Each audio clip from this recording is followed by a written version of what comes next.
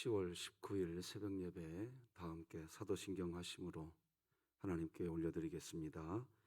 전능하사 천지를 만드신 하나님 아버지를 내가 믿사오며 그 외아들 우리 주 예수 그리스도를 믿사오니 이는 성령으로 잉태하사 동정녀 마리아에게 나시고 본디오 빌라도에게 고난을 받으사 십자가에 못 박혀 죽으시고 장사한 지 사흘 만에 죽은 자 가운데서 다시 살아나시며 하늘에 오르사 전능하신 하나님 우편에 앉아 계시다가 저리로서 산자와 죽은 자를 심판하러 오시리라.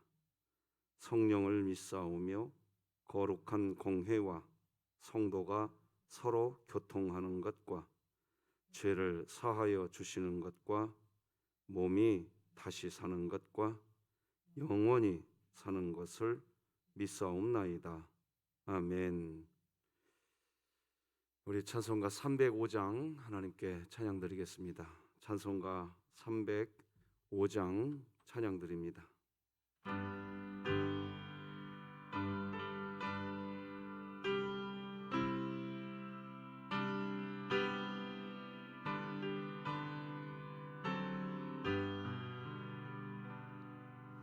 나 같은 죄인 설리신 주는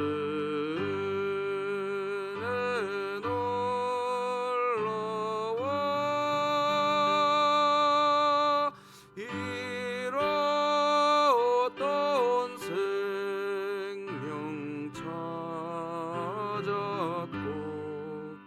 광명을 얻었네.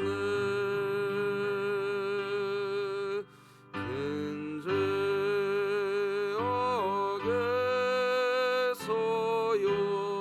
연지신 주은혜 고마워. 나 처음 믿은 그 시간 귀하고 귀하다.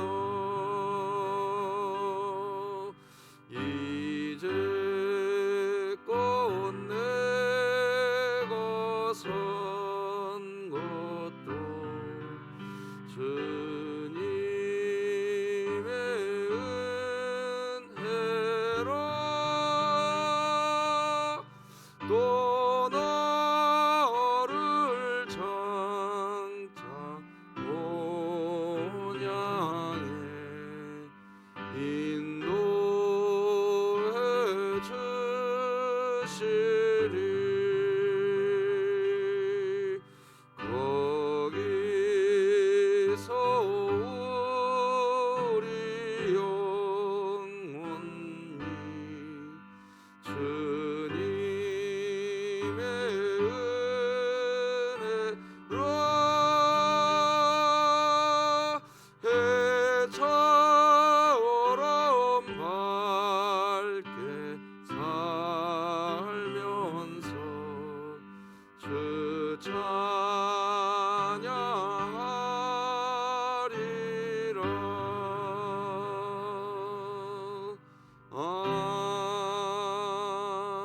아멘.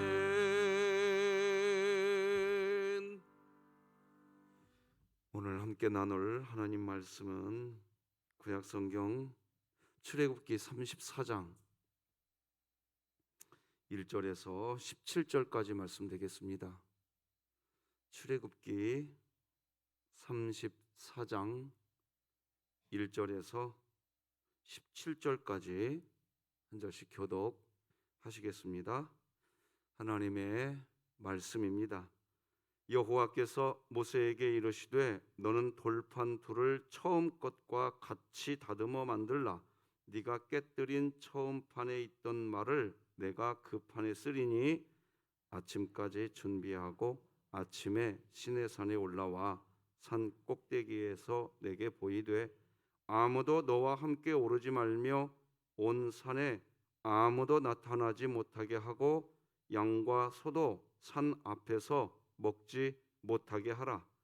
모세가 돌판 둘을 처음 것과 같이 깎아 만들고 아침에 일찍이 일어나 그 두 돌판을 손에 들고 여호와의 명령대로 시내산에 올라가니 여호와께서 구름 가운데에 강림하사 그와 함께 거기 서서 여호와의 이름을 선포하실세. 여호와께서 그의 앞으로 지나시며 선포하시되 여호와라 여호와라 자비롭고 은혜롭고 노하기를 더디하고 인자와 진실이 많은 하나님이라. 인자를 천대까지 베풀며 악과 과실과 죄를 용서하리라. 그러나 벌을 면제하지는 아니하고 아버지의 악행을 자손 3, 4대까지 보응하리라. 모세가 급히 땅에 엎드려 경배하며 이르되 주여 내가 주께 은총을 입었거든 원하건대 주는 우리와 동행하옵소서. 이는 목이 뻣뻣한 백성이니이다. 우리의 악과 죄를 사하시고 우리를 주의 기업으로 삼으소서.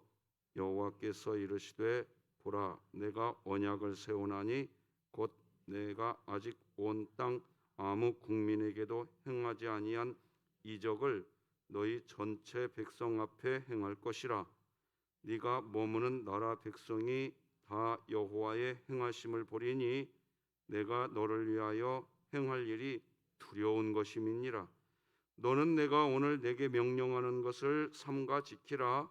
보라 내가 네 앞에서 아모리 사람과 가나안 사람과 헷 사람과 브리스 사람과 히위 사람과 여부스 사람을 쫓아내리니 너는 스스로 삼가 내가 들어가는 땅의 주민과 언약을 세우지 말라. 그것이 너희에게 올무가 될까 하노라. 너희는 도리어 그들의 제단들을 헐고 그들의 주상을 깨뜨리고 그들의 아세라상을 찍을지어다. 너는 다른 신에게 절하지 말라.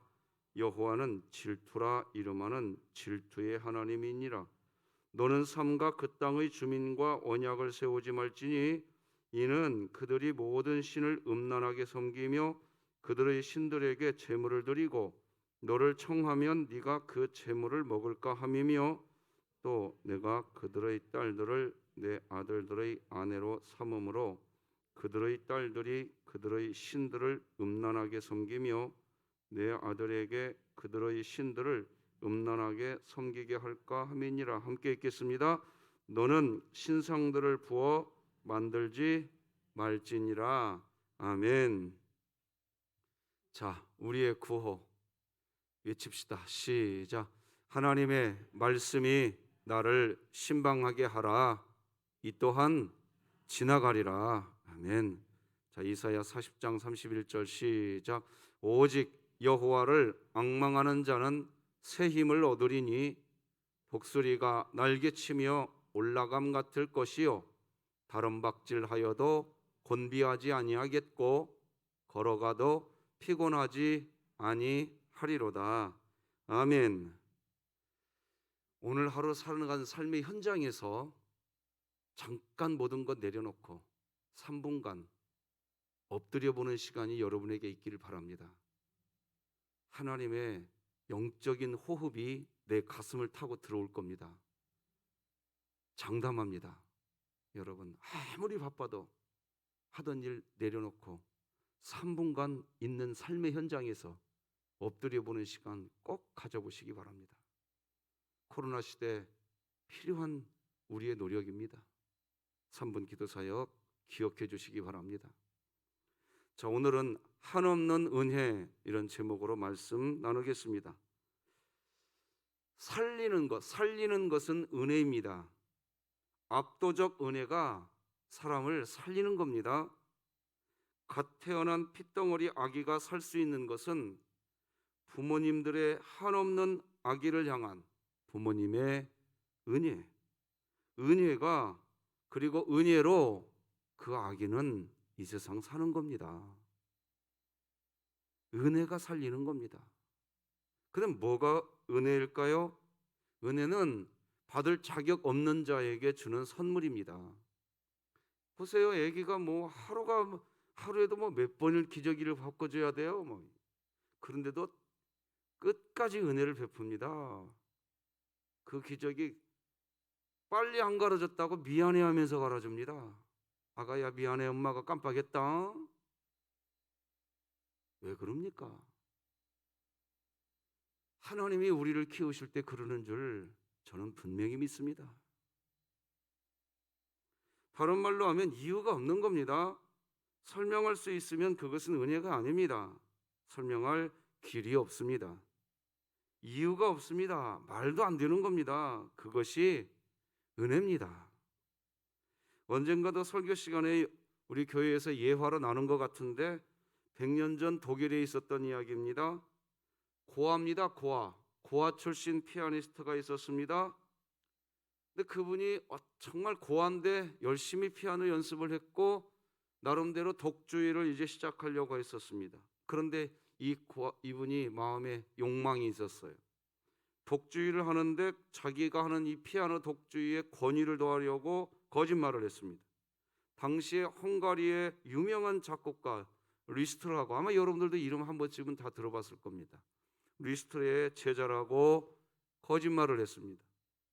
그리고 광고도 나갔습니다. 그런데 마침 독주의를 며칠 앞에 두고 그 헝가리의 리스트가 그 마을에 찾아오는 그런 일이 발생했습니다.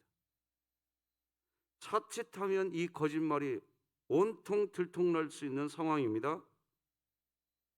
고민하다가 그 리스트를, 헝가리 작곡가 리스트를 찾아갑니다. 울면서 거짓말을 고백합니다. 그때 리스트가 이렇게 말을 했답니다. 거짓말은 잘못이다. 사과하고 잘못을 구하니 용서한다. 자, 그럼 연주 한번 해봐라. 그리고 연주를 하는데 이 헝가리 작곡가 리스트가 연주를 하는 그 친구의 연주 실력을 듣더니 몇 군데 고쳐주고 지도해주고 레슨을 해주었습니다. 그리고 이렇게 말을 합니다. 나는 지금 당신에게 짧지만 레슨해 줬습니다. 이제 당신은 나 리스트의 제자입니다. 연주 잘 하십시오. 그리고 마지막 부분은 당신이 아닌 내가 연주해 드릴게요. 성황리의 독주의는 마쳤습니다. 거짓말로 속인 것은 분명히 잘못입니다. 정당화될 수 없습니다. 그런데 그 거짓말을 만약 정죄하고 폭로했다면 그 사람은 음악계에서 매장됩니다. 폭로하지 않습니다. 그리고 그 거짓말은 알려지지 않았습니다. 다만 그가 성황리의 피아노 독주의를 마친 것만 알려졌습니다. 은혜는 이런 겁니다. 거짓을 거짓되지 않게 만들어줍니다. 은혜는 분명히 거짓입니다. 그가 거짓말을 했습니다. 그런데 그 거짓말을 폭로시키는 것이 아니라 정의를 세우겠다고 그 거짓말을 만천하에 폭로시키는 게 아니라 그 거짓말인데 분명히 잘못인데 은혜는 그런 겁니다. 우리는 그런 은혜를 받았습니다. 하나님께. 그것을 우리가 하나님께 받은 은혜라고 하는 겁니다. 그렇게 하신 주님이 너도 이와 같이 가서 해라 그러는 겁니다. 우리의 신앙생활에 그리스도인이 온전하게 산다는 게 뭡니까? 그겁니다. 분명히 잘못입니다. 그런데 그걸 드러내지 않습니다. 오히려 그 잘못한 그 사람이 더 빛나게 도와줍니다. 이걸 신앙생활이라고 하는 겁니다. 은혜와 은혜 아닌 것의 차이는 뭘까요? 은혜는 가치를 부여해 줍니다. 반면에 은혜 아닌 공로는 자기가 가치를 추구합니다.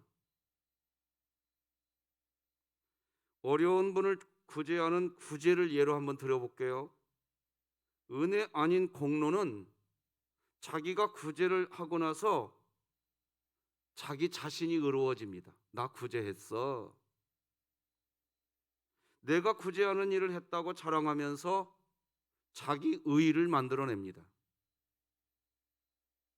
반면에 은혜는 구제하는 사람을 구제받는 사람을 세워줍니다.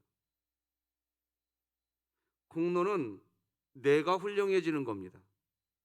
하지만 은혜는 아무것도 없던 그 사람이 훌륭하게 되도록 만들어주는 겁니다.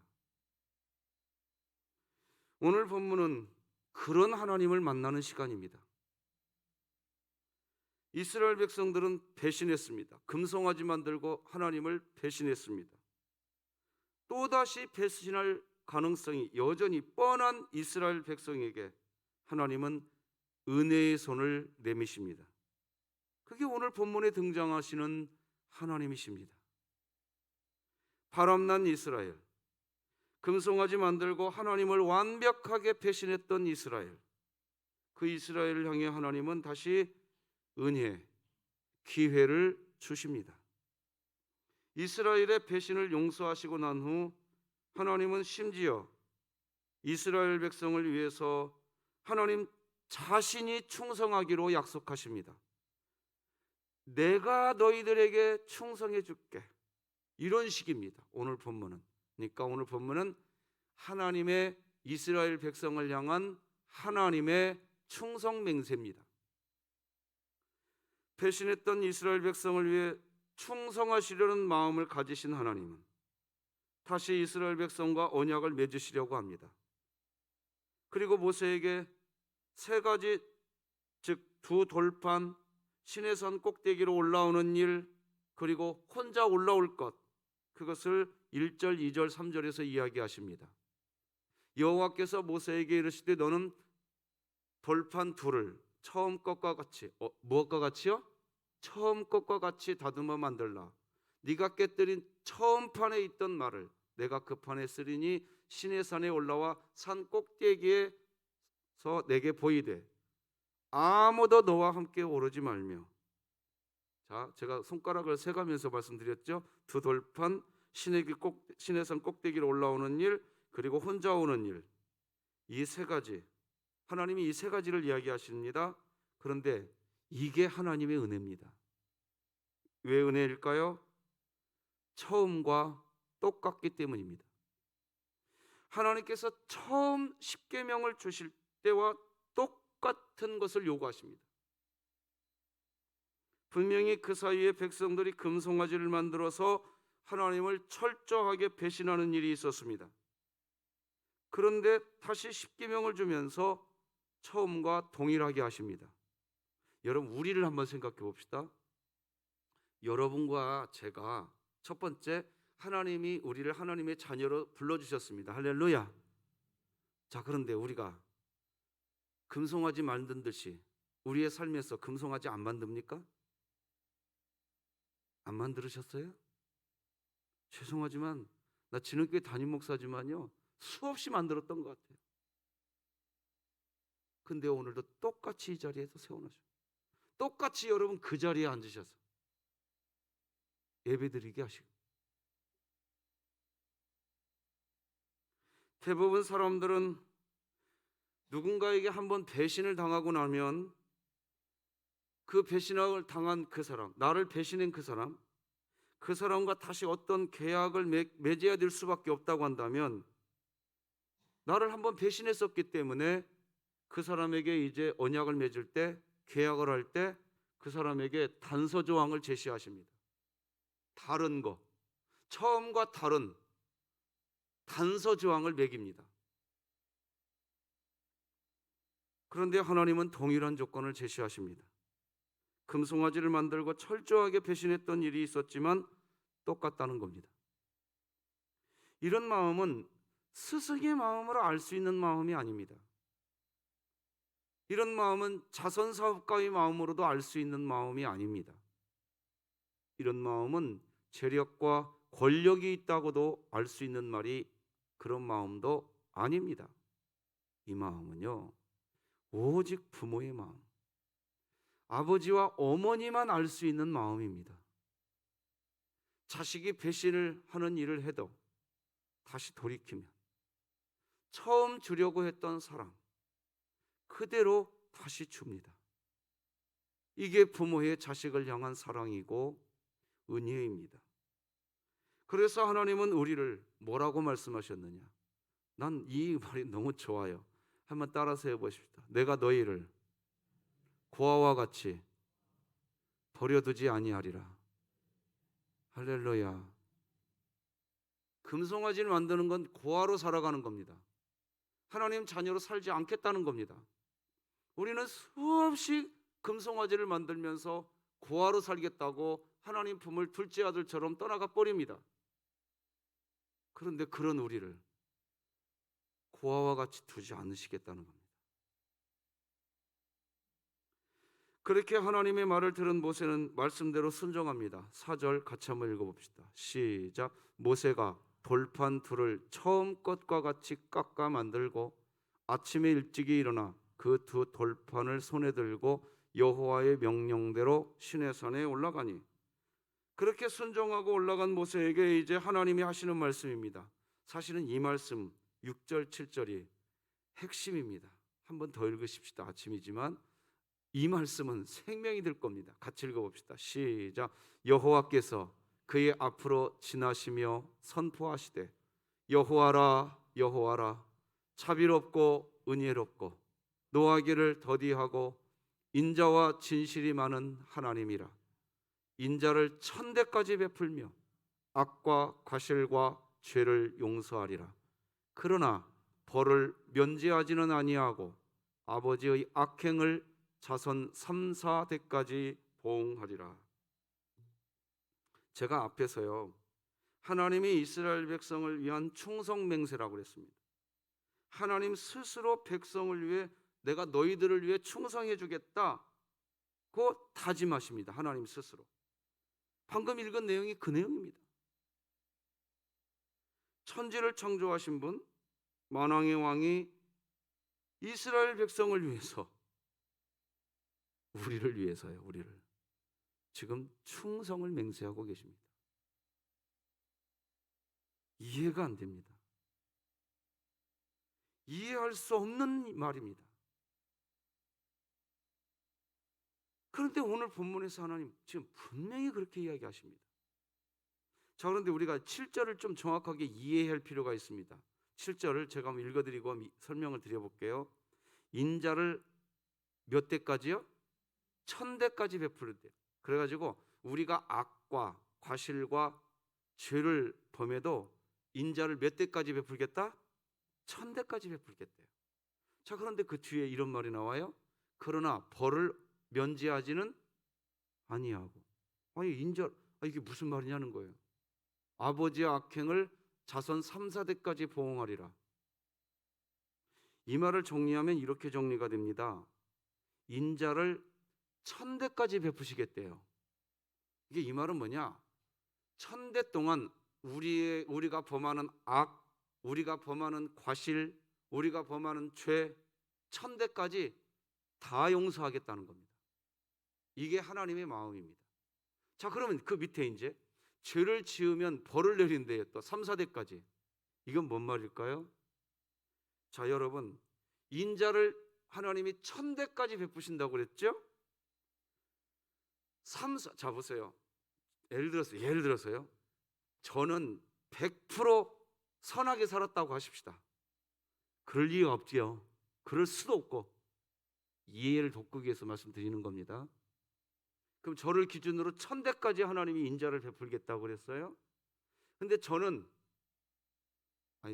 제 아이들도 이왕 이 세상까지 이미 와 있으니까 저하고 제 자녀들 대까지는 100% 순종했다고 하십시다. 별로 좀 싫은 표정이시지만 그냥 들어주세요. 그런데 제 손주 벌 되는 그 선에서는 악을 행했다고 하십시다. 저에게 하나님이 약속해 주셨어요. 몇 대까지 인자를 베풀겠다고요? 그러면 제 손주뻘에서 이제 악을 행했으니까 1000대까지 은혜 베푸는 걸 멈추시고 거기서부터는 3, 4대 동안 이제 하나님이 벌을 그러겠네요? 그 뜻 아닙니다. 이걸 제가 다른 성경 구절 다 찾아가면서 설명드리고 싶은데 시간이 좀 많이 걸릴 것 같아서 그냥 뒷부분 설명해야 되니까요. 간략하게 설명드리겠습니다. 1000대까지 은혜 베푸십니다. 믿으시기 바랍니다. 그래서 우리를 향한 하나님의 사랑은 끊어지지 않을 줄 믿으시기 바랍니다. 자, 그러면 3, 4대까지 이게 무슨 말이냐? 놔두시는 겁니다. 하나님이 어떻게 우리를 인자를 베풀지 않겠다는 뜻이 아니라 그 가정에 가면 그 가정만 짓는 죄가 있습니다. 신기하게. 다른 가정은 그런 죄 별로 안 지어요. 그런데 그 가문은 그 죄를 계속 지어요. 왜 그럴까요? 뭐 가문에 흐르는 저주를 끊으라 그런 거 아닙니다. 그 아버지가 그렇게 삽니다. 자식이 보고 배운 겁니다. 그러니까 똑같이 죄를 지어가는 일이 이어져 가는 겁니다. 그래서 그 자식이 죄를 짓는 겁니다. 여기까지 말씀드리면 이해가 됐을 거라고 봅니다. 그런데 하나님의 인자는 그때에도 있는 겁니다. 할렐루야. 앞에서도 말씀드렸지만 지금은 백성들이 금송아지를 만들고 철저하게 하나님을 배신한 후의 일입니다. 그렇게 배신했던 백성들이지만 모세가 하나님께 엎드려서 회개하고 하나님께 은혜를 구하자 지금 이렇게 이야기하신 겁니다. 저는 아이들을 양육하면서요, 이런 하나님의 마음을 조금이나마 이해할 수 있는 경험을 했습니다. 지금도 하고 있습니다. 분명히 아이들이 잘못했어요. 꾸중했죠? 아빠로서 매도 들었습니다. 그런데 그렇게 하고 난 후에 제가요, 우리 아이들을 제가 또 부릅니다. 불러놓고 뭐라고 말하는, 저도 제가 봐도 웃겨요. 제가 때려놓고 아이들을 제가 다시 부른다니까요. 그리고 뭐라고 말하냐? 아빠가 더 잘해줄게. 많이 사랑한다. 아빠가 더 많이 참아주고 더 많이 이해해줄게. 얘들아, 사랑한다. 내가 때려놓고 내가 충성을 맹세합니다. 아이들한테. 내가 때려놓고 내가 충성을 맹세합니다. 그때 제 눈에도 눈물이 흐르고 우리 아이들의 눈에도 눈물이 흐릅니다. 아빠가 함께 해준다는 말, 그 말 그 자체로 아이들이 행복하게 되고 또 그런 모습을 보는 저도 그렇게 말해놓고 좋습니다. 오늘 본문의 모세도 마찬가지입니다. 하나님께서 함께 해주시기만을 간구합니다. 동행해달라고 간구합니다. 8절 9절 읽어봅시다. 시작. 모세가 급히 땅에 엎드려 경배하며 이르되 주여 내가 주께 은총을 입었거든 원하건대 주는 우리와 동행하옵소서. 사람들은 때를 놓치지 말라고 이야기합니다. 왜냐하면 만사에는 때가 있기 때문입니다. 그런데 아십니까? 사랑하면, 사랑하는 마음을 가지면 사랑은 때를 놓치지 않습니다. 사랑이 뭘까요? 때를 놓치지 않는 것, 그것이 사랑입니다. 골든타임을 붙드는 것이 사랑입니다. 사랑의 마음이 있는 사람은 자기가 사랑하는 사람의 배고픈 타이밍을 기가 막히게 알아냅니다. 그래서 어머니들은 자식들이 배고파하는 때를 아이들이 스스로 자기들의 입으로 말하지 않아도 너희들 지금 배고프지? 하고 그냥 알아내버립니다. 나중에 주는 것은 의미가 없죠. 배고파할 때 그때를 알아서 밥을 주는 거, 사랑입니다. 그래서 저는 제 아내가 참 좋아요. 제가 배고픈 때를 참 잘 알고 밥을 줍니다. 난 우리 아내가 밥 줘서 좋아요. 밥도 줘서 좋아요. 말 잘못할 뻔했습니다 지금. 밥도 줘서 좋습니다. 나를 사랑한다는 걸 느낍니다. 타이밍은 생명을 살리는 겁니다. 사랑하면 그 타이밍을 말하지 않아도 알아냅니다. 왜? 자기 중심이 아니거든요. 그 사람 중심이거든요. 근데 사랑하지 않는 사람은 그 반대입니다. 네가 내 타이밍 맞추지 않았다고만 이야기합니다. 신명기 22장 1절을 보면 못 본 채 하지 말라는 말이 나옵니다. 네 형제의 소나 양이 길을 잃은 것을 보거든 못 본 채 하지 말고 너는 반드시 그것들을 끌어다가 네 형제에게 돌릴 것이요.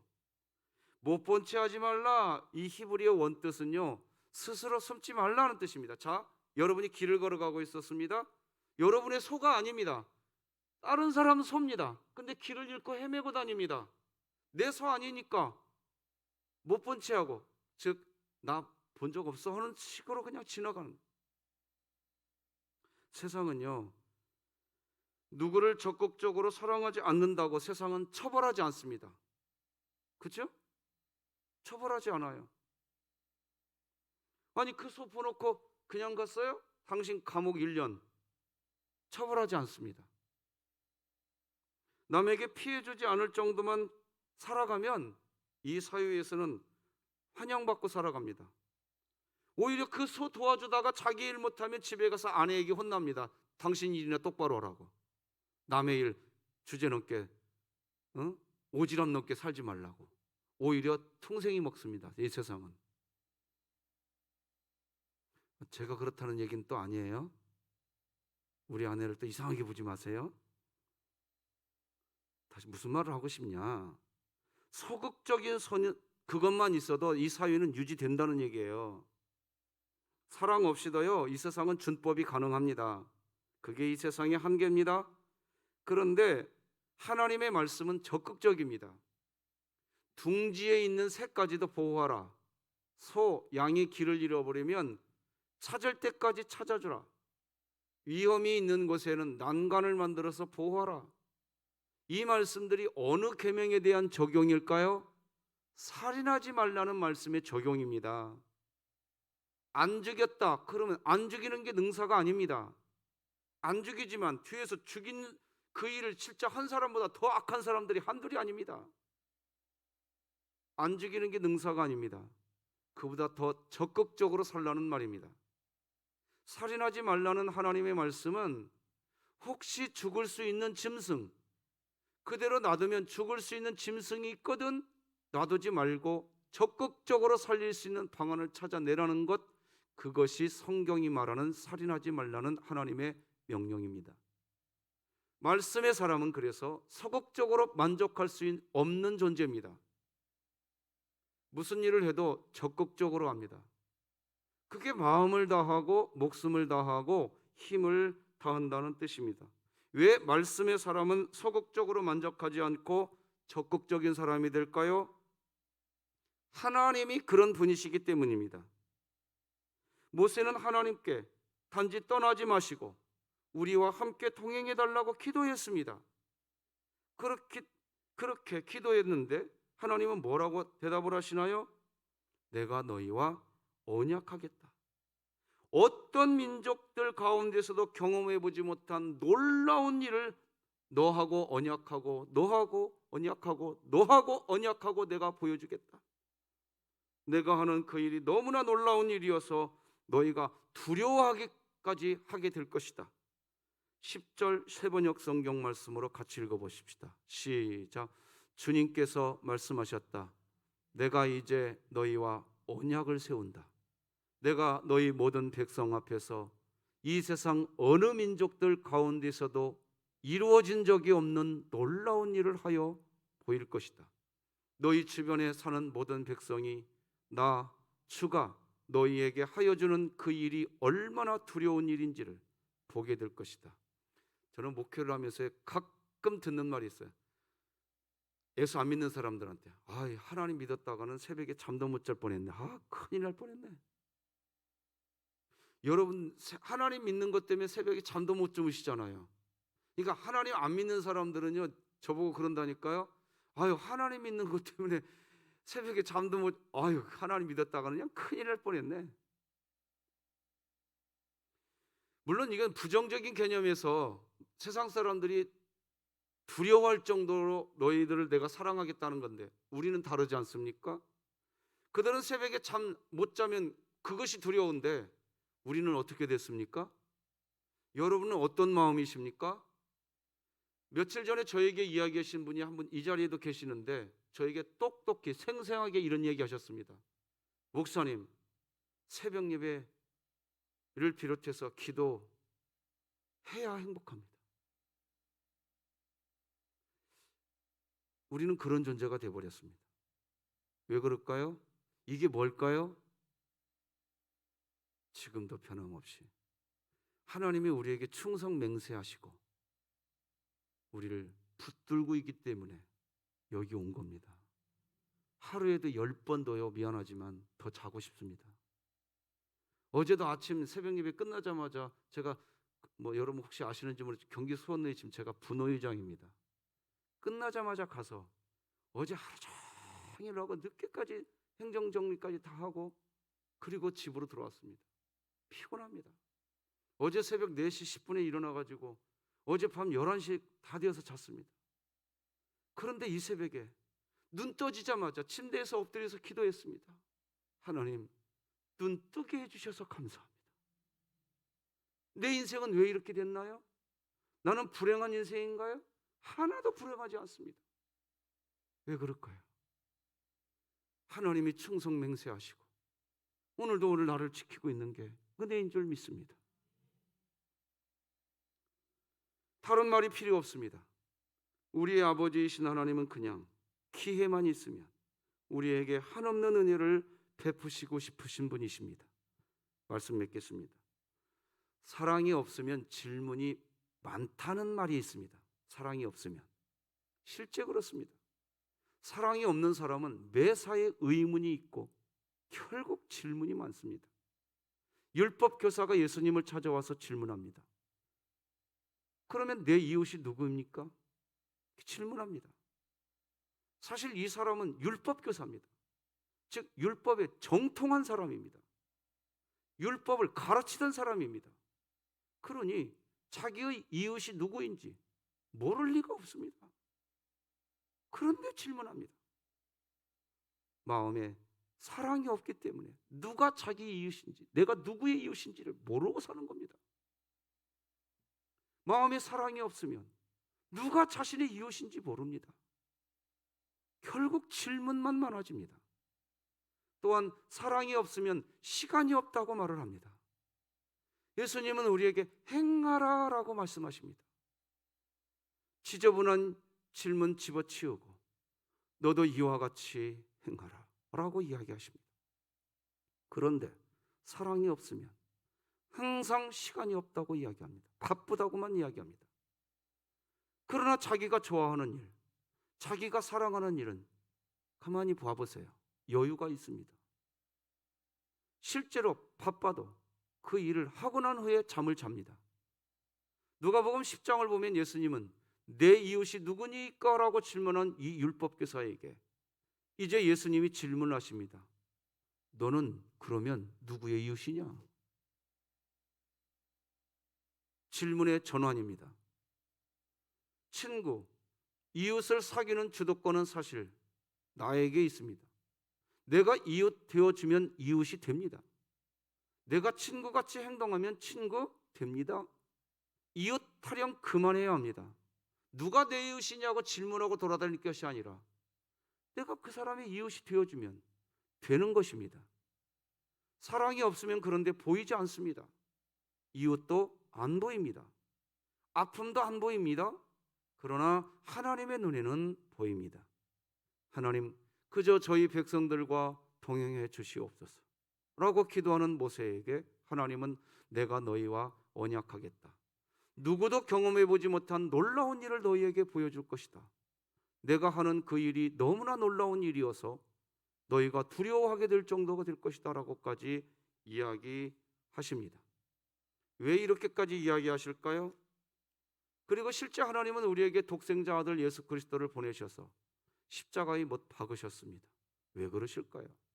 이유는 딱 하나. 그렇게까지 은혜를 베풀지 않으면 구원받을 수 있는 사람이 이 세상에 한 사람도 없기 때문입니다. 기도하십시다. 하나님 아버지, 하나님의 은혜가 아니면 한 사람도 구원받지 못합니다. 내가 오늘도 하나님을 아버지라고 부를 수 있는 것은 은혜인 줄 믿습니다. 은혜인 줄 믿습니다. 감사로 살게 하여 주시옵소서. 사랑으로 살게 하여 주시옵소서. 예수님 이름으로 기도드립니다. 아멘. 하늘에 계신 우리 아버지여, 이름이 거룩히 여김을 받으시오며 나라가 임하시오며 뜻이 하늘에서 이루어진 것 같이 땅에서도 이루어지이다.